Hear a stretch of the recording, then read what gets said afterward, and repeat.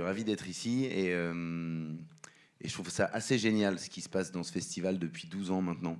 Donc voilà, et c'est grâce à vous. Donc bravo à Saint-Jean-de-Luz et au public surtout. Il vous aime, hein. Hugo, alors l'idée de cette masterclass, c'est de revenir un peu sur on va pas faire toute la carrière parce qu'il y aurait trop à dire, mais on va revenir sur les moments forts. J'aimerais revenir vraiment au tout début, avant même la carrière peut-être. On va parler de cinéma. Tu es acteur, auteur, producteur, réalisateur, et donc passionné de cinéma, je pense. Jongleur, marionnettiste, je fais les bolasses, je fais les frites aussi sur le... Non, je plaisante. Et donc passionné de cinéma. J'aimerais te demander, quand tu étais enfant, dans notre Lorraine natale commune, toi à Metz, moi à Nancy, qu'est-ce qui fait que tu t'es pris de passion comme ça pour le cinéma? Est-ce qu'il y a eu, je sais pas, un événement, un film fort, un peu phare, une rencontre? Comment ça s'est passé? Il y a plusieurs choses qui m'ont vraiment... Je crois déjà que je ne savais pas exactement, je ne parvenais pas à me décider. Je trouve que c'est assez difficile quand on... Dans la vie, il y a une décision qui est primordiale, c'est qu'est-ce qu'on va faire du temps qui nous est donné. Et c'était très compliqué pour moi de me décider à faire quelque chose de précis, parce que j'étais passionné par trop de choses, j'étais trop curieux. Il y avait trop de parcours, de gens, de métiers, d'horizons. Il y a beaucoup de choses qui me passionnaient, et donc j'avais beaucoup de mal à me décider. Et je crois que je me suis assez vite dit que le cinéma... au-delà du poncif un peu que le cinéma est un art qui regroupe tous les autres, même si c'est vrai, parce qu'il y a de la musique, il y a de la mise en scène, il y a de la photographie, enfin, il y a de l'écriture, peut y avoir une forme de peinture, mais c'est surtout que le cinéma il permettait de s'intéresser à plein de métiers et de vivre, au moins d'avoir l'illusion pendant quelques temps et la chance de rencontrer des gens dans plein de métiers différents. De s'intéresser à plein de choses. Voilà. Donc c'était une façon de ne pas choisir en fait, de faire du cinéma. Voilà. Et peut-être des films coup de cœur, des réalisateurs coup de cœur, des acteurs, des actrices qui t'ont marqué? Alors Vol au-dessus d'un nid de coucou. Ah voilà, merci beaucoup. Il a mal à la gorge. Voilà. Vous voulez quelque chose ou pas? Est-ce que quelqu'un veut un café peut-être? Merci Chabi, merci infiniment. Oui, j'ai la gorge un peu enrouée parce que j'enchaîne beaucoup en ce moment d'endroits, donc c'est peu de sommeil et voilà. Mais donc voilà, j'ai beaucoup de chance, je suis choyé. Non, je disais Vol au-dessus d'un nid de coucou de Milos Forman. Ça, c'est un film qui m'avait marqué, que j'avais adoré.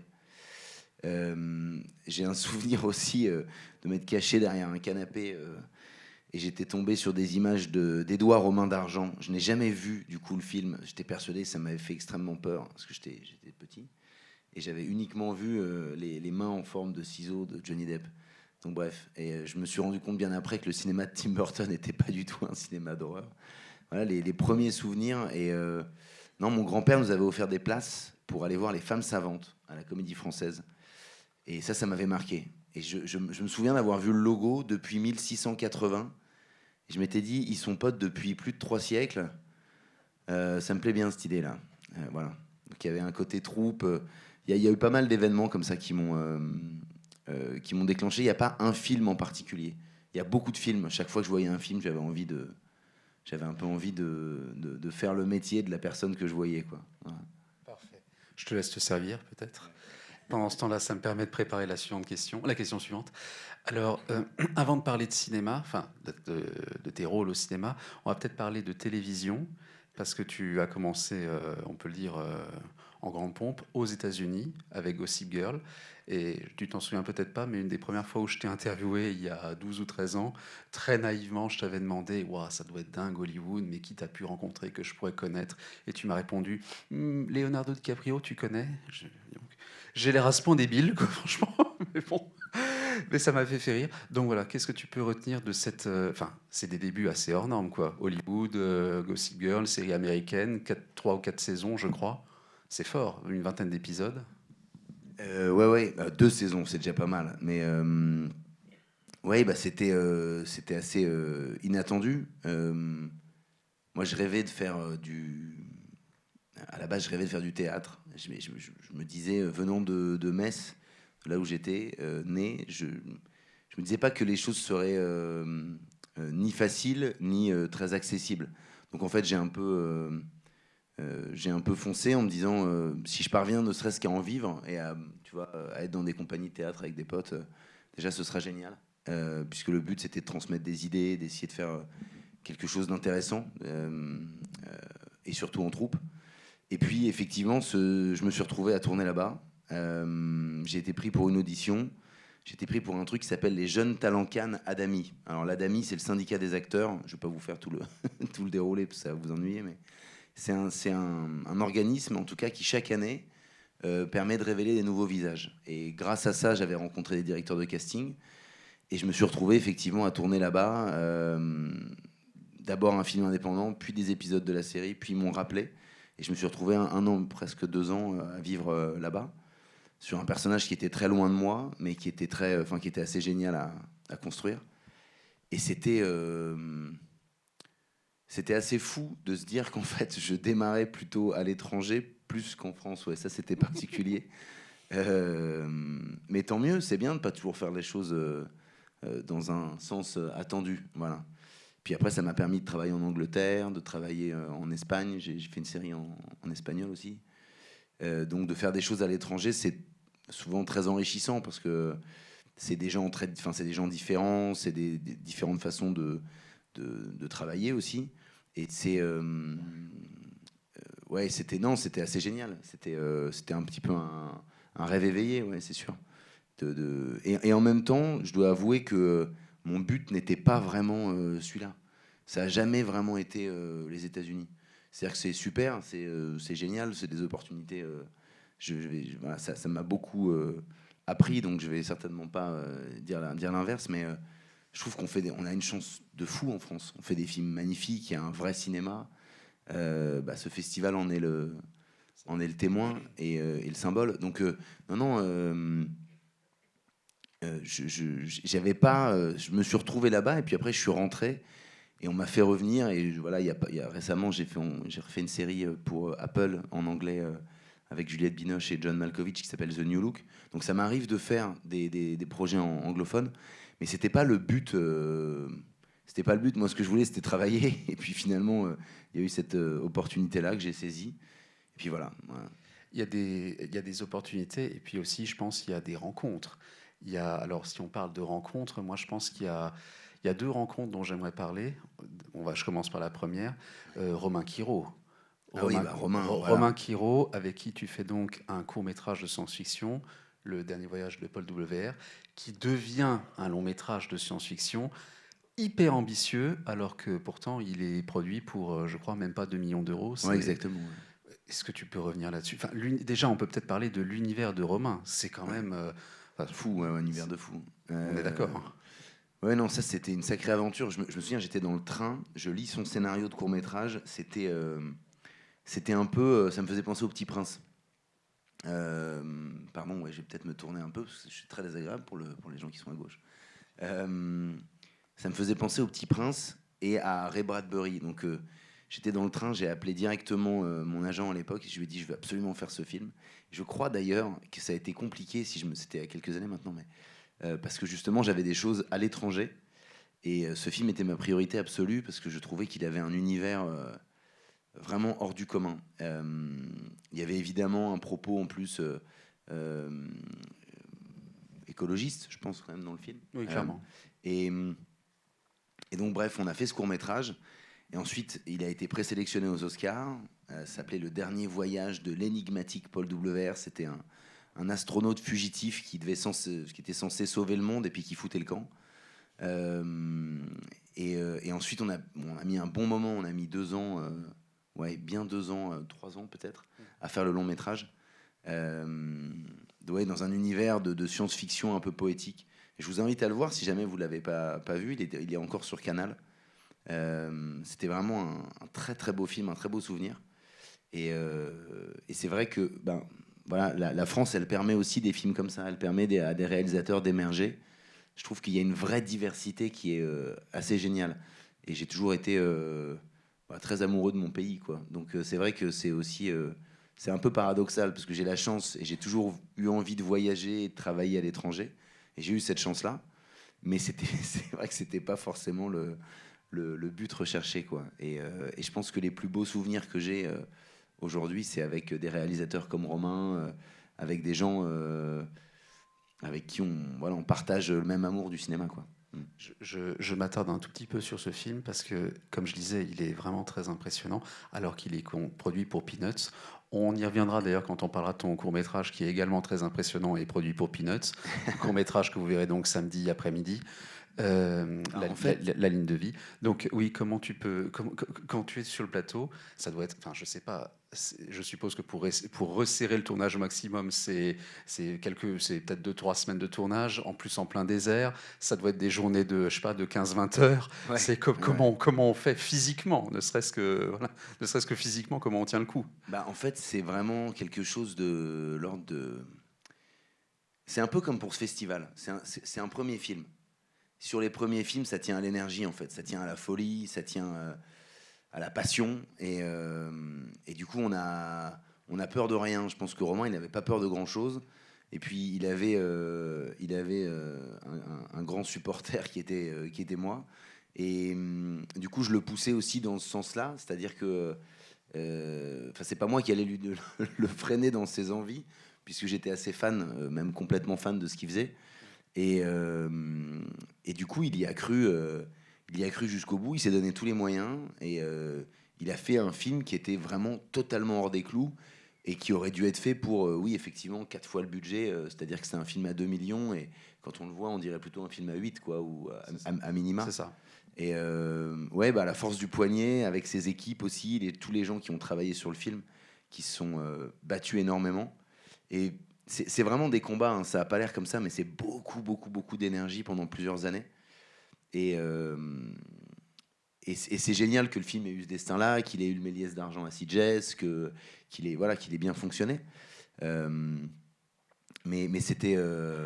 ouais, ça se fait vraiment un peu à la folie. Je dirais qu'il faut être un peu fou et se dire qu'on va y arriver. On s'est répété pendant 1 an, on tourne en septembre. On n'avait pas, on n'avait pas le budget, on n'avait pas grand-chose. Et on se répétait en boucle qu'on allait tourner en septembre et qu'on ferait ce film-là coûte que coûte. Et puis on l'a fait. Voilà, on a rencontré Jean Reno qui a accepté de venir sur le film. Et puis après, les choses se sont... voilà. Il y a un type qui est un peu fou aussi, mais moi qui me fascine et que j'aime beaucoup, qui s'appelle Jim Carrey, et qui dit souvent qu'il faut visualiser et croire, et voilà, vraiment croire aux choses pour qu'elles aient lieu. Bah, ça s'est passé un peu comme ça sur ce film-là. On s'est refusé à croire que ce serait pas possible, et finalement, ça a eu lieu. C'est devenu possible. Donc comme quoi... il faut être fou, il faut être un peu fou et faut pas écouter quand on vous dit que c'est pas possible. Voilà, c'est toujours possible. Et comme quoi, Jim Carrey va mériter son César d'honneur qui lui sera remis en février. Exactement, parce qu'il nous a quand même inspiré. Je pense qu'il a inspiré de nombreuses générations. Ouais. C'est vrai, on a grandi avec. Je fais un petit retour en arrière parce que je parlais de ces tournages de cinéma très intenses où on rentre beaucoup de matière en une journée. De ce que je sais, le cinéma, normalement, c'est l'art du temps. On prend le temps, sur une journée, on rentre 2 à 3 minutes utiles. Mais tu viens quand même tu viens de la télévision. Tu alternes entre la télévision, les séries et le cinéma. Là, je crois que la télévision, c'est très, très intense. On rentre 8 minutes utiles par jour. Donc, j'ai raison. Alors, voilà. Non, tu as tort. Ah, d'accord. Tu as tort à 100%. Alors, je me tais. Je m'en vais. Non, pas du tout. Mais en fait, depuis quelques années, vous avez dû remarquer, il y a de plus en plus de séries et de plus en plus de séries de qualité. Je pense que c'est aussi dû tout simplement aux moyens de diffusion. C'est-à-dire qu'avant, les téléviseurs étaient assez petits. Aujourd'hui, il y a des téléviseurs, il y a des vidéoprojecteurs que les gens ont chez eux. Et donc, ça a du sens de produire des choses de plus grande qualité, puisqu'on peut les voir. Voilà, ça peut se remarquer. C'est-à-dire que il y a une époque où ça n'avait aucun sens de faire un film d'une qualité sonore et visuelle cinématographique pour un écran qui n'était pas du tout dans le même format et qui permettait pas d'avoir accès à tous ces détails-là. Aujourd'hui, c'est très différent et du coup, il y a une appétence des gens pour les séries parce que ça leur permet aussi de voir des choses chez eux, entre guillemets. Donc je pense que c'est plus facile pour des gens qui ont des vies chargées et compliquées. Et je pense que ça permet aussi de raconter des histoires différemment. Moi, je suis fou de cinéma, parce que je trouve qu'il y a une expérience de partage avec les gens. Mais je trouve que c'est aussi intéressant qu'il y ait des séries, puisque c'est quelque chose qui est peut-être plus, entre guillemets, dans un cercle plus restreint, mais c'est aussi sympa. Je trouve que les deux sont complémentaires. Mais en termes de minutes utiles par jour, aujourd'hui, il y a des séries qui ont des budgets bien supérieurs au cinéma. Notamment aux films d'auteur ou à des premiers ou deuxièmes longs métrages, comme on voit ici, qui sont souvent des budgets, je dirais, maigres. C'est quand même vrai. C'est-à-dire que alors qu'il y a des séries aujourd'hui, que ce soit pour Canal+, pour Amazon, ou des coproductions internationales, où le budget par épisode peut être de 2 millions, peut-être parfois plus, 3. Enfin, ça peut être des budgets de films pour un épisode de 50 minutes. Donc forcément, la qualité est améliorée, le temps qu'on a pour tourner est amélioré, et du coup, on n'est pas à 8 minutes utiles par jour, mais on est plutôt à 2, 3, 4, 5, ça dépend. Le minutage dont tu parlais, c'est plus pour des séries quotidiennes. C'est des séries que vous voyez de façon quotidienne, où là, ils sont obligés de tourner très vite, donc le minutage utile est très très important. Ça peut être 8, 10, 12, 15, je sais pas, j'en ai jamais fait. Mais j'allais dire, toi-même, tes séries, elles sont superbes et très ambitieuses. Je pense à Baron Noir, Diane de Poitiers, Au service pour la France, je crois.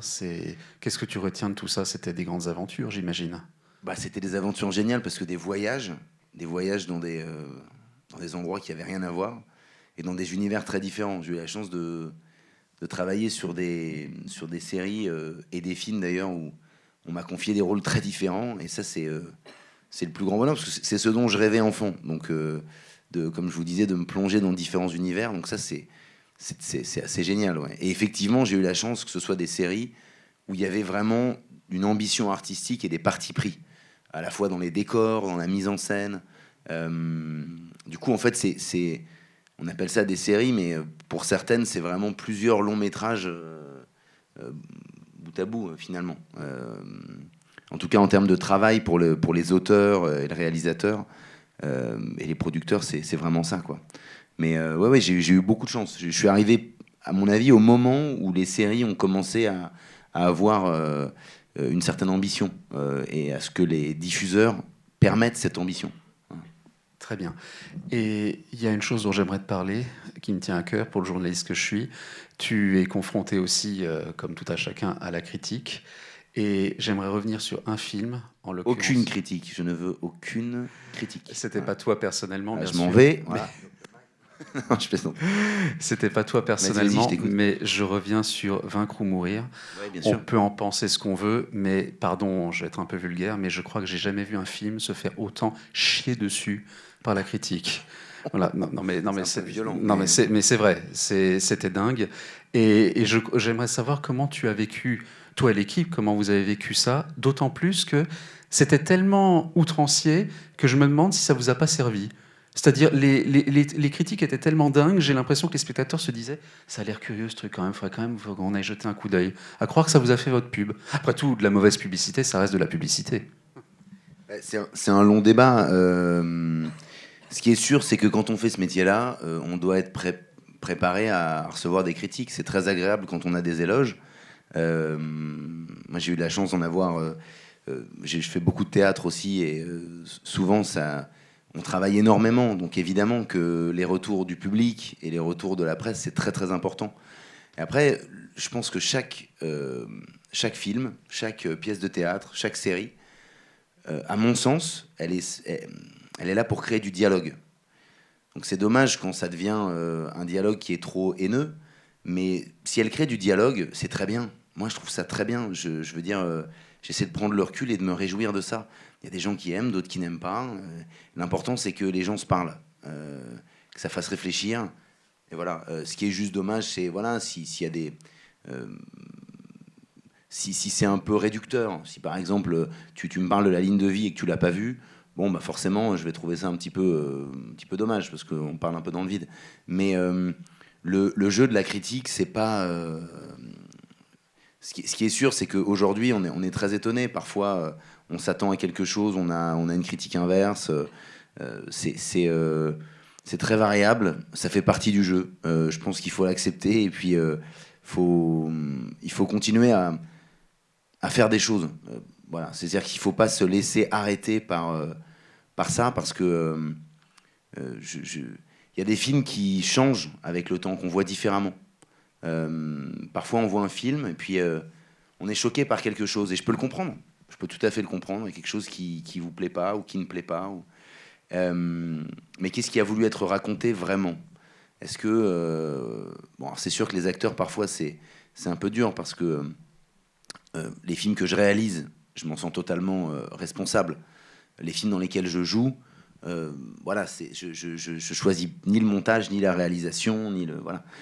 Mais pour autant, je m'en dédouane jamais. Moi, je défends tous les films que j'ai faits parce que je sais pourquoi je les ai faits, à quel moment je les ai faits, et ce que j'en espérais. Après, voilà, je charge aux gens, je vais pas rentrer dans des débats sans fin, mais en tout cas, ce qui est sûr, c'est que je pense que les choses évoluent énormément parfois avec le temps. Il y a un film qui s'appelle Le Grand Bleu, je crois, il a été hué à Cannes. Je pense qu'aujourd'hui, tout le monde le trouve génial, ce film. Enfin, il y a peu de gens qui, je pense, n'aiment pas ce film-là. Je pense que les films vieillissent différemment et sont vus différemment, et peut-être qu'on comprend mieux pourquoi on les a faits. Je crois pas que le film, voilà, il n'était pas destiné pour nous à créer une telle polémique, loin de là. On parle de quelque chose qui a eu lieu il y a 250 ans. Et il y avait même, à mon sens, plutôt une volonté de réconciliation et de dialogue, notamment les scènes de fin du film, pour moi, racontent ça. Mais voilà, je ne rentre pas là-dedans. Après, beaucoup de gens font de la récupération, et c'est un peu dommage, parce que le cinéma et le théâtre, c'est tout. Enfin, c'est pas censé. Enfin, c'est censé créer du dialogue, pas diviser les gens. Voilà. Merci.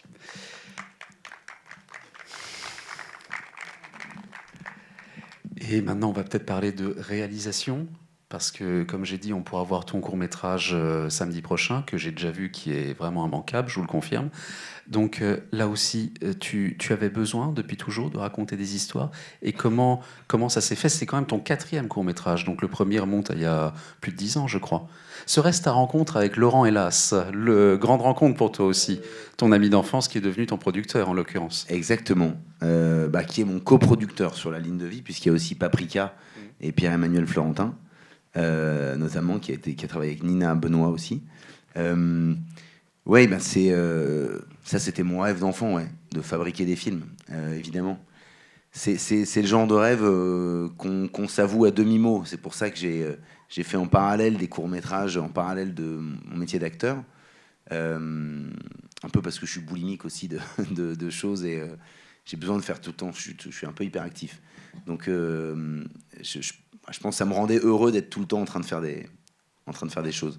Et puis, ça évite d'ailleurs de penser trop au regard qu'on va porter sur ce qu'on fait. Même si c'est encore une fois hyper important. Évidemment que tout ce qu'on fait, en fait, c'est souvent pour son premier cercle et ensuite pour les gens. Sinon, on ferait rien. c'est évident. Mais ouais, ça c'était un rêve et je suis très très heureux j'ai fait ça un petit peu de façon discrète. J'ai essayé de faire mes armes en tant que réalisateur parce que j'ai tellement un grand amour pour le cinéma que c'était pour moi quelque chose d'assez compliqué de me dire je vais me frotter à ça. Il y a tellement de gens brillants qui ont fait des choses géniales que voilà, il y a une certaine humilité vis-à-vis de ça. Et voilà, j'ai fait un premier court-métrage, un deuxième, un troisième, qui là a commencé à avoir une très belle vie, qui s'est retrouvé lui aussi présélectionné aux Oscars.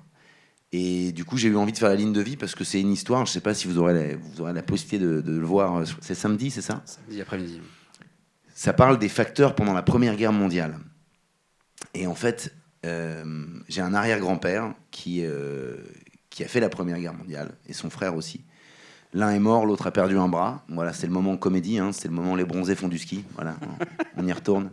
Et mon grand-père, lui, était résistant, et lui et sa sœur avaient gardé les lettres qui avaient été échangées par leur père, donc mon arrière-grand-père. J'ai eu accès à ces lettres-là, et ça m'a vraiment troublé. J'ai eu accès à des faits de guerre. j'ai eu accès à la façon dont on communiquait à l'époque, dont on parlait, aux valeurs qui étaient celles des gens de cette époque-là, à leur humanité aussi, et à ce qu'ils traversaient. Et ça m'a inspiré cette histoire. J'ai eu envie de faire une histoire, et j'ai eu envie de faire une histoire qui puisse non pas être un documentaire, mais vraiment une fiction. Parce que l'idée était qu'elle soit peut-être diffusée dans des écoles, et que ça permette, encore une fois, comme on en parlait, des dialogues, des débats. Aujourd'hui, en plus, c'est particulièrement actuel, puisque les conflits armés qui ont lieu dans différentes parties du monde, je pense, font vraiment écho à ce qui se passe dans la ligne de vie, puisque le film parle d'identité, de déterminisme et de ce qui fait, je dirais, ce qui fait notre identité en tant que pays, en tant que nation. Et est-ce que, voilà, comme beaucoup de films de guerre, il parle de paix. Et est-ce que finalement, la seule nation qui devrait exister, ce serait pas celle de l'humanité, finalement, qui devrait être au-dessus des autres, tout simplement, quoi. Et des similitudes. Bref, le film parle des similitudes. Je ne veux pas trop vous spoiler, j'en dis déjà trop, je suis complètement... C'est idiot, c'est à cause de toi, ça. Pas du tout. Mais tout ça pour vous dire que oui, j'ai eu envie de faire ce film pour m'intéresser à ce qui se passe humainement d'un côté et de l'autre d'une frontière. Voilà, c'était ça. Et juste, alors sans spoiler, vraiment sans spoiler, comme je disais, le film est très impressionnant parce que c'est un film de guerre, bien sûr, et la guerre est là. Et en même temps, sans spoiler encore une fois, c'est un thriller, on peut le dire. Donc là aussi, comment tu as pensé la chose en amont? Parce que je trouve que les gens se confondent vraiment très bien, quoi. Et c'est ce qui le rend très accessible. Mais en fait, moi, j'avais une grande crainte, c'était que on s'ennuie. J'ai toujours cette crainte-là quand je réalise un film. Je trouve que le principe de raconter une histoire, c'est de réussir à créer une attente chez le spectateur. Créer quelque chose qui fait qu'on a envie de continuer à regarder, qu'on est intrigué, qu'on n'est pas tout à fait sûr de comprendre. Donc j'ai beaucoup travaillé sur le scénario, évidemment, parce que je pense que c'est la clé de toutes les histoires, enfin, en tout cas de toutes les histoires de cinéma. Et il me semblait essentiel aussi qu'on ait quand même des moyens, parce que raconter la Première Guerre mondiale et en fait d'avoir un film qui ne permette pas un côté immersif, ça aurait été vraiment dommage. C'est-à-dire que pour moi, l'essentiel, c'était vraiment ça. C'était vraiment qu'il y ait un côté immersif, prenant dès le début du film, et qu'on y croit. Il y a un truc de crédibilité. Et souvent, dans le court-métrage, comme il y a peu de moyens, c'est compliqué. C'est compliqué de faire des reconstitutions historiques. Il vous faut des décors, il vous faut des costumes, il vous faut des véhicules, il vous faut des gens aussi. Il vous faut beaucoup de gens. Et donc, c'est des projets très ambitieux. On a mis 2 ans et demi à le financer et à le produire. Et pour moi, il était essentiel d'avoir ce côté thriller pour que ce soit haletant et prenant, et que ça permette de parler d'autre chose. Mais dans un deuxième temps, et pas de façon trop frontale ou trop didactique ou trop explicative, parce que c'est épuisant pour le spectateur. Autant faire un documentaire. Il y a des très très bons documentaires, d'ailleurs j'adore le documentaire, mais là c'était pas l'idée. Et je trouve que comme on parle de 14-18, si on veut, enfin moi l'idée c'était que le film puisse aller dans les écoles et créer des dialogues. Je veux dire, un adolescent aujourd'hui, si on lui parle de 14-18, c'est extrêmement loin. Donc il faut trouver une façon de rendre les choses abordables et intéressantes et prenantes. Et ensuite que ça crée un débat. Mais si on démarre tout de suite par le débat, finalement, c'est... Donc, voilà les raisons pour lesquelles j'ai eu envie de faire ce film-là et pourquoi on l'a fait comme ça, de cette façon-là. Ce qui n'était pas simple, hein. Ce qui était vraiment pas simple, parce que faire venir des véhicules de 1914 qui roulent, il y a un camion postal notamment, c'est un véhicule qui a plus de 100 ans, quoi. C'est avec des roues en fonte, donc fallait le faire venir. Enfin, c'est beaucoup de choses comme ça qui ont été des défis de production. Et je crois que c'était assez rare dans le court-métrage. Souvent, quand il y a des films de guerre, on montre pas le front. On montre pas parce que ça coûte trop cher, en fait. Donc pour moi, il était nécessaire pour les acteurs et pour l'histoire qu'on y croit, et sans que ce soit un film américain, c'était pas l'idée non plus, mais que les vrais, que que les vraies scènes de bataille ou les vraies scènes entre guillemets d'action soient très immersives. Et pour ça, vous me direz ce que vous en pensez. Hein. Peut-être que voilà, je serais très curieux samedi, si certains viennent. Je serais très heureux d'échanger avec vous là-dessus. Mais ça me semblait essentiel pour qu'on croie ensuite à l'enjeu de l'histoire et qu'on s'y intéresse vraiment. Voilà. Ben c'est le cas. Puis en plus, c'est la scène d'ouverture, donc on est tout de suite saisi. Je vais bientôt vous passer la parole si vous avez quelques questions. Juste avant de donner la parole aux spectateurs, j'aimerais te demander, tu parlais justement du public, des spectateurs. J'aimerais savoir, quand tu écris, dans ton processus, quand tu conçois ton film, quelle place, tu parles beaucoup du public, donc quelle place a le public dans ton raisonnement? Je veux dire par là, je suppose que tu te dis pas, tiens, je vais écrire ça comme ça lui plaira. Il faut quand même que ça vienne de toi, que ça soit crédible. On s'en fout de ce qui me plaît. Non, mais des fois, c'est vrai, il m'arrive d'interviewer des réalisateurs. Enfin, ça m'est arrivé une fois, un réalisateur qui me dit clairement, moi, le public, je m'en fous. Je fais les films qui me plaisent. C'est exactement l'inverse. J'ai fait 2000 festivaliers, mais le film va sortir, je peux faire 0 entrée, je suis content. Et j'ai entendu ça, je me suis dit, mais c'est quoi ce connard? Enfin, on est d'accord. Donc voilà, quelle place a le public dans ton esprit quand tu conçois un film? Je vais te dire, je m'en soucie déjà parce que je suis en train de me dire que vous devez tous avoir très faim, non? Donc, non, c'est un peu ce que je te disais sur les critiques. C'est que pour moi, la presse, le public, il ne doit pas tout diriger, parce que parfois c'est intéressant de faire des choses qui sont inattendues. C'est même probablement ce que le public ou les critiques attendent, de faire des choses novatrices, disruptives et qui éveillent et qui parfois peuvent soit intriguer, soit choquer un peu ou gêner. Mais en revanche, pour moi, c'est la raison pour laquelle je fais les choses. Mais c'est pas pour autant qu'il faut pas s'en affranchir. C'est-à-dire qu'il faut pas être paralysé par ça non plus. Le public a le droit de pas aimer, et c'est pas forcément la fin du monde. C'est pas grave. La presse, c'est pareil. Il faut réussir à s'en affranchir, mais ça veut pas dire que moi, je m'en suis jamais foutu. Au contraire, ça m'intéresse. Parce que si c'est unanime, là, il y a vraiment des questions à se poser.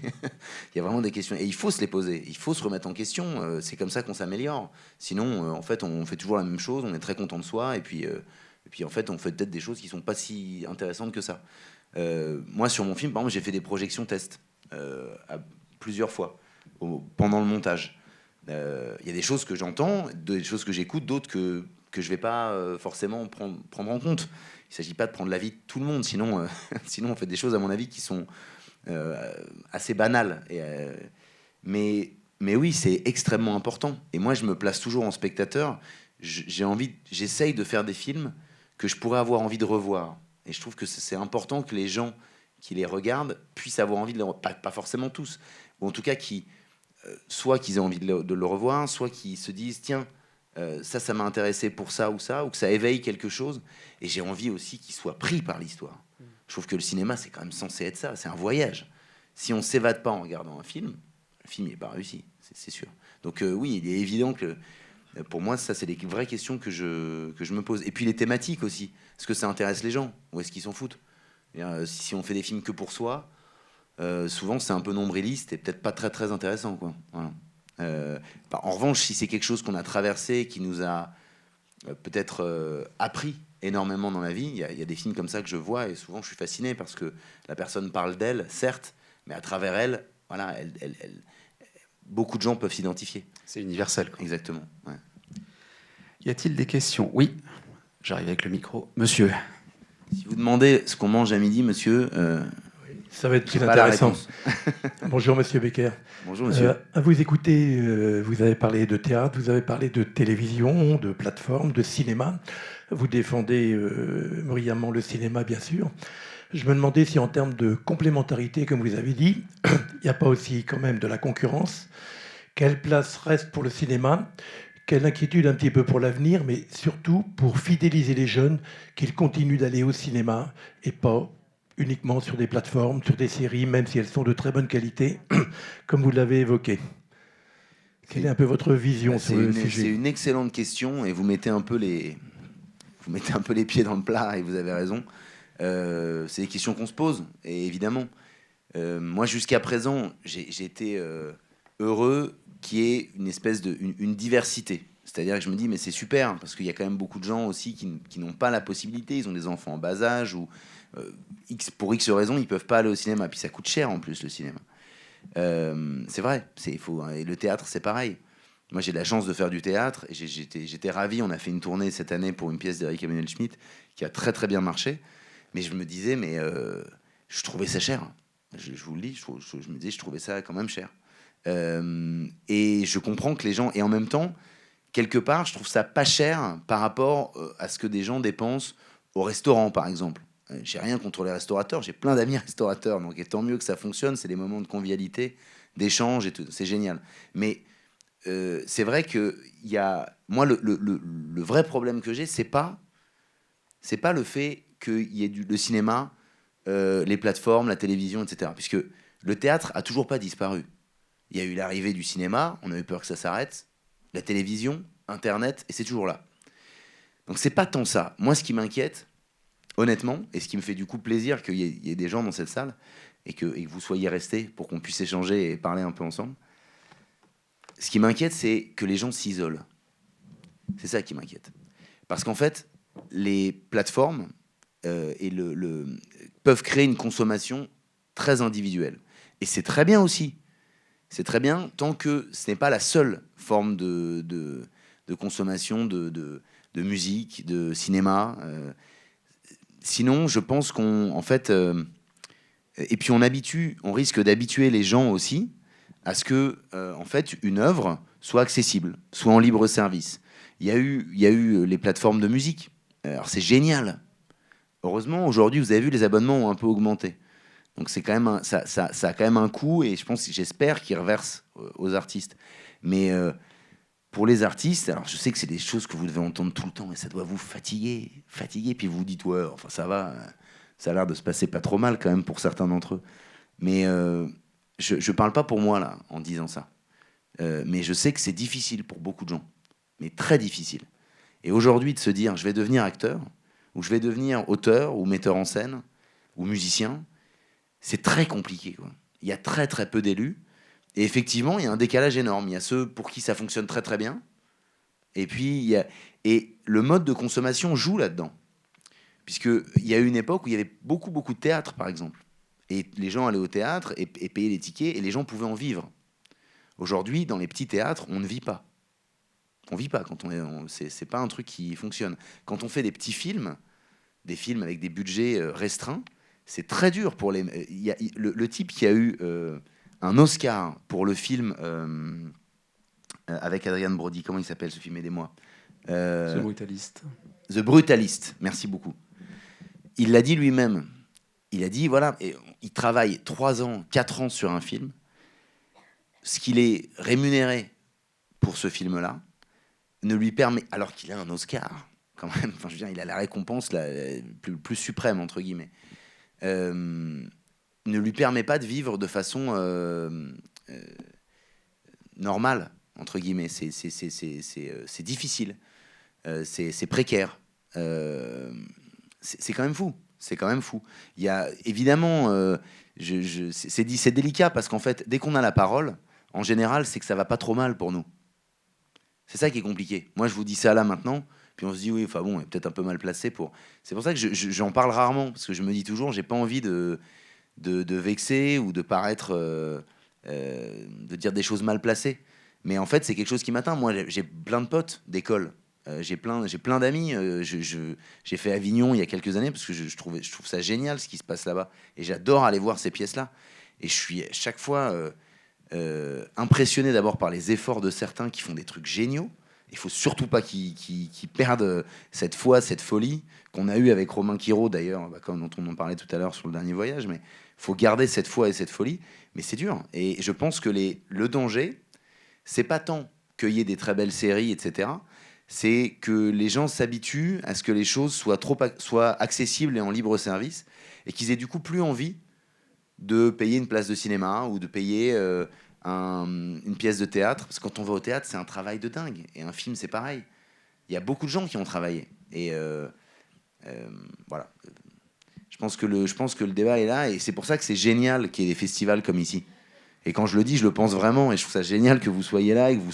En fait, c'est vous. c'est vous qui faites c'est vous qui faites le cinéma, honnêtement. Et le théâtre, c'est les gens.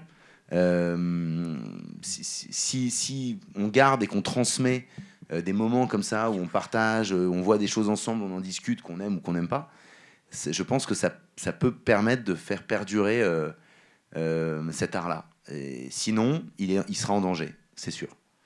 C'est sûr. Il y a une question ici. Il y a madame ici. Oui, bonjour et merci beaucoup pour... Je suis ici. Bonjour et merci beaucoup. Je vois rien. Hein, Je suis juste en face de vous. D'accord. Merci pour cette rencontre parce que je viens souvent dans les festivals et ce qui m'intéresse dans le festival, c'est bien sûr de voir des films, mais c'est surtout aussi de vous rencontrer. Malheureusement, cette année, je suis arrivée qu'hier soir et je repars vendredi matin, donc je ne pourrai pas voir votre court-métrage samedi. Et donc ma question c'est, après les courts-métrages, comment on peut les voir? Parce qu'en fait, alors, c'est il plus sera difficile. Alors, vous avez bien raison. Ça rejoint un peu... Je vais vous dire un truc. Ce court-métrage, grand débat, là, assez intéressant. Parce que pour faire des longs-métrages, souvent, il faut faire... Enfin, pour beaucoup, on fait ses armes. Moi, j'ai pas fait d'école de cinéma. Donc, je fais mes armes. J'apprends la meilleure école. Effectivement, être acteur, c'est une école géniale. Mais j'ai appris en faisant des courts-métrages. Et en faisant des courts-métrages où évidemment, trouver des budgets pour un court-métrage, c'est compliqué parce qu'il n'y a pas de vraie économie du court-métrage. Donc bon, forcément, on ne va pas vous donner de l'argent parce que personne ne va le récupérer. Il y a des aides publiques, heureusement, mais elles sont quand même difficiles. On a beaucoup de chance en France qu'il y en ait, mais elles ne sont pas si simples et si accessibles. Et de tous, je veux dire. Et ensuite, qui les voit? Comme vous dites, c'est les festivals. Les festivals, et nous on a eu la chance, il y a France Télévisions, Canal+, Arte, qui font des préachats ou des achats et qui diffusent les films. Donc nous on a la chance d'être chez France Télévisions, donc il sera diffusé dans Histoire courte. C'est souvent le dimanche à minuit, donc il faut être un peu motivé ou être insomniaque, voilà. Sinon, on peut le revoir en replay une fois qu'il a été diffusé sur Histoire courte, donc vous pourrez le voir à cette occasion-là. Moi, j'ai la chance que la Cinémathèque nous propose une projection le 19 janvier à Paris, mais c'est des projections, on ne peut pas le faire voir à un public si grand que ça reste une salle de cinéma. Donc, et c'est un vrai problème, ça. Et je vais vous dire comment, à mon avis, il peut être un peu résolu. Parce que je sais qu'il y a Nicolas et il y a Jean-Luc qui sont dans la salle et qui sont journalistes. Donc, je me permets de dire ça. On était... et eux, ils ne font pas partie du problème, hein, font partie de la solution. Mais la ligne de vie, il a été choisi pour être en compétition à la Mostra de Venise. Moi, j'étais abasourdi et extrêmement heureux de cette nouvelle. Parce qu'à la Mostra de Venise, si vous voulez, c'est le plus vieux festival de cinéma, même avant Cannes. Cannes a été une filiale, en fait, de Venise. Et puis, c'est aujourd'hui un festival qui a une programmation et une sélection qui est magnifique. Et pour vous donner le niveau de sélection, ils ont choisi 14 films sur 2350 dans le monde. Vous voyez ? C'est pas beaucoup quand même. On se retrouve là, on est comme des fous. On se dit, on est sur un nuage. On est très très heureux pour nous, pour le film, pour tous ceux qui ont travaillé dessus, pour la suite, parce qu'on se dit que ça va potentiellement nous aider. Et le problème, c'est que peu de médias couvrent les courts-métrages à la Mostra. Et il les met, alors qu'en fait, il faut mettre en avant ceux qui en ont le plus besoin. C'est-à-dire que, évidemment, les talents émergents, c'est ce que fait ce festival, hein, d'ailleurs, hein, pour le coup. Mais les talents émergents, ils ont besoin qu'on parle d'eux. Le court-métrage, il va pas faire la une du Monde, c'est évident. Mais les gens ne vont pas être au courant et ne vont pas en parler si la presse ne fait pas le travail. Et ça rejoint un peu votre question, monsieur. C'est-à-dire que, pour moi, ce qui est le plus... En fait, c'est nous qui faisons les choses. Ça paraît être un peu démago comme phrase, mais c'est vrai, en fait. C'est totalement vrai. Moi, c'est pour ça que j'ai monté une boîte de production il y a 10 ans, 15 ans maintenant, et qu'on a produit des courts-métrages. Et je voulais, à ma façon, essayer de pousser aussi des jeunes talents. Parce que je savais les difficultés que j'avais eues, moi, en tant que cinéaste, à vouloir réaliser des films. Et je me suis dit, mais en fait, c'est pas possible. Dès qu'on n'a pas telle aide, plus personne ne s'intéresse à nous. Alors que le film, on peut peut-être le produire d'une autre façon, on peut peut-être trouver une façon. Là, c'est pareil. Ok, on peut pas faire la une de tel magazine, mais peut-être on peut trouver une façon d'en parler plus quand même. Parce que sinon, il va mourir, ce format. Je pense qu'on en est loin. Il est pas du tout... il est quand même aidé en France, etc. Mais je pense que la presse a un rôle à jouer pour intéresser les gens. Et ensuite, les gens pourront peut-être plus regarder. Et là, les plateformes peuvent jouer un rôle. Là, les plateformes ont un rôle à jouer, très clairement, sur le format du court-métrage. Parce que c'est compliqué de faire des projections en salle. C'est compliqué. À une époque, ils étaient diffusés avant les longs. Et ça, c'est super. Moi, je suis en train de me battre pour que mon film soit peut-être avant un long-métrage. Mais c'est très compliqué, parce qu'il y a des enjeux avec les exploitants, la publicité. Enfin bref, je ne vais pas vous ennuyer plus longtemps, mais c'est des vrais débats. Et les plateformes, elles, peuvent tout à fait proposer cela. Il y a des plateformes qui le font. Hein. Je crois que Mubi le fait, Universiné le fait. Mais je parle des grosses plateformes, des plateformes qui aujourd'hui ont l'ensemble du marché. Là, il y a quelque chose à faire. C'est évident. Et moi, j'étais extrêmement frustré. Alors, heureusement, là, on va avoir... on a eu quelques papiers, des gens qui sont intéressés à nous, Satellifax, le film français, on va avoir Allociné. Mais c'est pas évident. C'est vraiment pas évident. Et pourtant, le film est déjà sélectionné dans quelque chose qui, normalement, devrait permettre qu'on ait un accès plus facile. Ce que je veux dire, c'est que, ouais, pour moi, sur les talents émergents, les premiers longs métrages et les courts métrages, parce que si on veut des réalisateurs qui fassent des premiers longs, bah, il faut déjà aider ceux qui font des courts. Sinon, ils pourront pas réussir. Ce sera très difficile. Il y en a qui y arrivent à la force du poignet, à l'énergie, à la passion, comme ceux qui ont fait le film Vache Folle, là, qui ont fait ce film-là.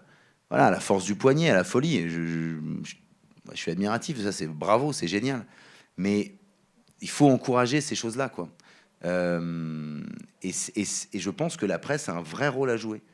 Alors je sais que eux aussi, ils ont des enjeux, ils ont aussi des rédacteurs en chef, des patrons qui leur disent ci et ça. Mais ouais, c'est des vrais combats qu'il faut avoir parce que sinon, vous allez voir tout le temps les mêmes choses, hein, à terme. Hein. Il y aura pas de gens qui émergent. Et vous verrez toujours des choses un peu formatées, quoi. Et c'est ça le danger. Voilà. On sera là pour défendre ton film, sois-en sûr. Merci à tous et à toutes. C'est pas ça que pour moi, vraiment, mais c'est que je m'en suis rendu compte. Je m'en suis vraiment rendu compte à ce moment-là. Je me suis dit, c'est fou. C'est fou que ce soit difficile à ce point-là. Et du coup, on se rend compte à quel point... Et c'est pas si difficile. Enfin, aujourd'hui, évidemment que ça aide énormément les festivals. Moi, la Mostra, ça aide énormément le film, etc. Mais je pense à tous ceux qui y sont pas. Il y a plein de films qui sont super et qui y sont pas.